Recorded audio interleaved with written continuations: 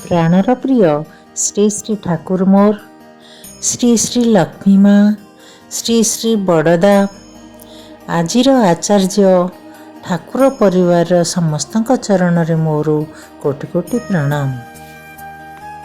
मोर एही नारीर नीति शुणुथिबा समस्त गुरु भाई माँ मानकु मोर अंतरर जय गुरु।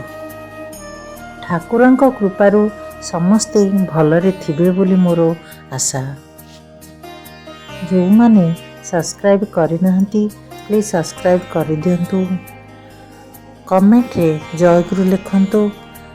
आपण माने जय गुरु लिखिले ठाकुरंक कथा आपण माने शुणुछंती बोली मते जाना पड़िबो, खुशी भी लागिबो।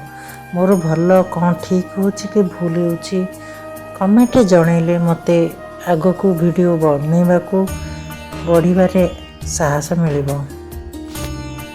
आउ ठाकुरंक कथा समस्तଙ୍କ पाखरे पहुँची पारिबो।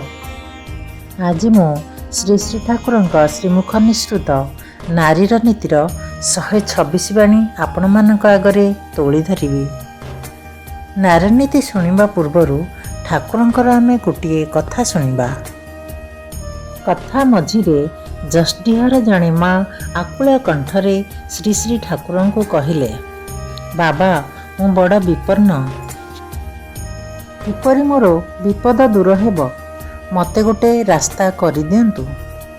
श्री श्री ठाकुर गंभीर संवेदनार स्वर रे कहिले, कौन आउ करिबु माँ, मन प्राणे भगवान को डाक, भगवान को नाम कर, तांको छड़ा मनीषर आउ कौन बा संभल अच्छी कह। भगवान को छड़ा आउ जहा किछि उपरे मनीष निर्भर करने को जाऊना कहीं, समस्ते जन जन करी पलांती, केही स्थायी होंती नहीं। तांको जे भल पाए संपदे विपदे जे केबे भी तांको भूले ना, से किंतु घाबड़ाए कम। तांको लोके कहंती विपद कारण। शरीर सुस्थ रखिबु, आउ केही तो मनरे कष्ट देले मध्य तू काहारी मनरे कष्ट देबु नहीं। जेते टिके पारू मनीषर भल करिबु, भगवान को पाखरे समस्तंकर मंगल प्रार्थना करिबु।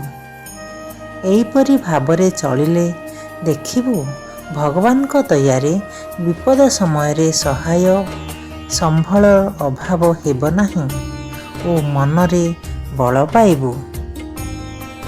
भगवान को छड़ा आउ जहा किछि उपरे मनीष निर्भर करने को जाऊना कहीं, समस्ते जन जन करी पलांती, केही स्थायी होंती नहीं।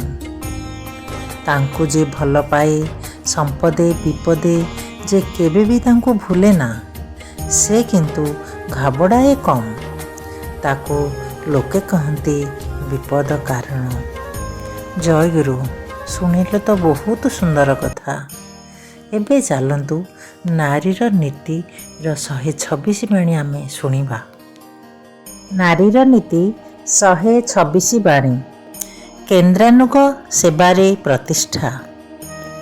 तुमे जे संसारर बधू होइछ, सेही संसारर केन्द्र बा कर्ता जिए बा जेउमाने, साधारणतः ससुर ओ सासु, सर्वाग्रे सेमानंकु तुमर सेवारे जीवन जस ओ वृद्धि रे परिपुष्ट रखिबाकू चेष्टा कर।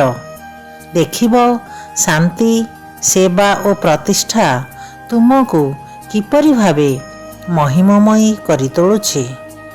बाणी संख्या 126। पुणी थरे। केन्द्रानुग सेवारे प्रतिष्ठा। तुमे जे संसारर बधू होइछ, सेही संसारर केन्द्र बा कर्ता जिए बा जेउमाने, साधारणतः ससुर ओ सासु, सर्वाग्रे सेमानंकु तुमर सेवारे जीवन जस ओ वृद्धि रे परिपुष्ट रखिबाकू चेष्टा कर। देखिब शांति सेवा ओ प्रतिष्ठा ତୁମକୁ କିପରି ଭାବେ ମହିମମୟୀ କରିତୋଳୁଛି। ବାଣୀ ସଂଖ୍ୟା 126। ଜୟ ଗୁରୁ।